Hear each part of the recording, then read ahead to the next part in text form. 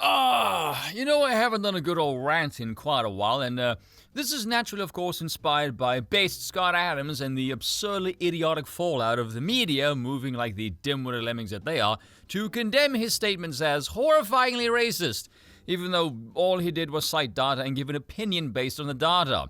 And then I see this clip from Mark Dice showing little Ben Shapiro quakingly trying to talk about this like he's verbally tap dancing among a bunch of landmines, saying the phrase racismus over and over again. Just to rewind for a second, Scott Adams, the creator of Dilbert, he said some racist stuff, which of course is indeed racist. What he said was in fact racist. You can fully acknowledge Scott Adams' racism and still also recognize that the media would be totally fine with Scott Adams' racism if it was directed in precise reverse at white people. In the United States, if you direct racism against black Americans, that of course is verboten, it is very bad, and you'll have your career ended. And there's a strong case that that ought to be the case because racism is bad. Now, the reason for that is because the media operates on the leftist version of the definition of racismus, which is power plus privilege.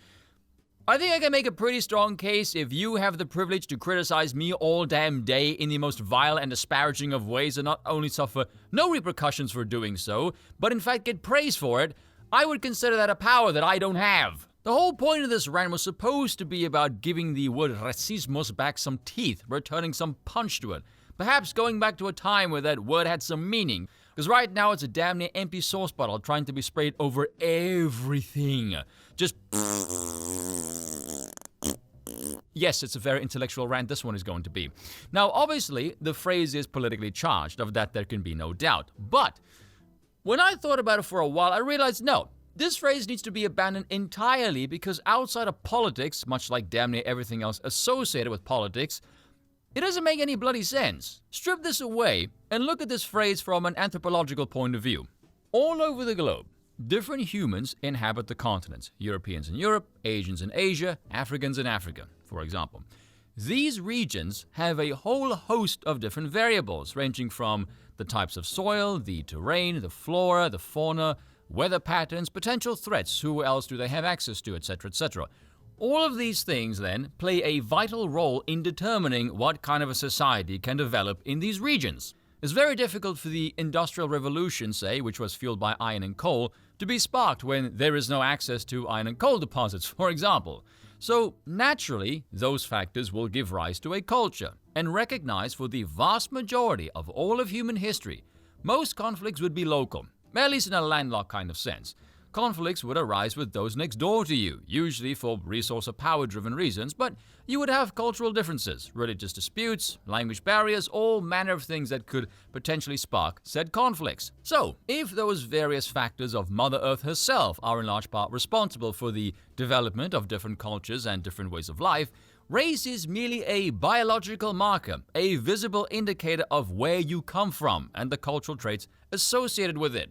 So all you're really doing by being so-called racist, a phrase which has been hollowed out of any and all weight these days, is saying, I don't like your region code. That's basically it. Like, here's an example of how ridiculous this concept is in practice. Asians have some bad blood with each other, given certain past events, which is fair enough, really. So, let's say Asian Group A dislikes Asian Group B for cultural differences. Locally, in the grand scheme of things, this is fine. But if I dislike Asian Group B for the exact same reasons that Asian Group A dislikes them, according to the nonsensical Western standard, I would be branded a racist, even though the only thing that separates me from Asian Group A in this scenario is my region code. Can someone explain to me how the hell that makes any kind of bloody sense? You see how stupid this sounds when you lay it out like that? Now brace yourselves, people, because this can and indeed will get even stupider. Especially when you get foreigners who come to the West and adopt that stupid leftist mind virus, identifying first with their ethnic label and choosing to side with other minority groups in this fictional struggle against the majority, even though they have nothing in common with each other aside from the smaller demographic representation, which practically in the real world amounts to nothing. And should you point any of this stuff out, you will be branded a racist. Oh yes, you will be.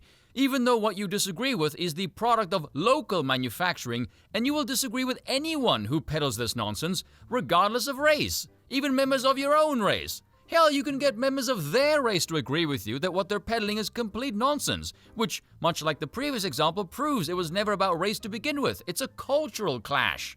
So for the love of all that is sane and holy, can we please abandon this nonsense and return to sanity? And that is all for now. Cheers for watching, and hope to see you again soon.